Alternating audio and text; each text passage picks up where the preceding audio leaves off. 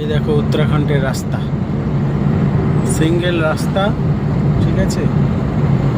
এই রাস্তার মধ্যে দিয়ে যেতে হবে। এখন এরপরে পাহাড়িতে উঠতে হবে, 6 কিলোমিটার বাকি আছে, তারপরে পাহাড়ে চড়বো। দোনো সাইডের কত সুন্দর লাগছে, গাছের প্রাকৃতিক দৃশ্য খুবই সুন্দর লাগছে। এখানে কিন্তু একটু ঠান্ডা, সেরকম গরম এখানে পড়েনি, মিডিয়াম ঠান্ডা আছে।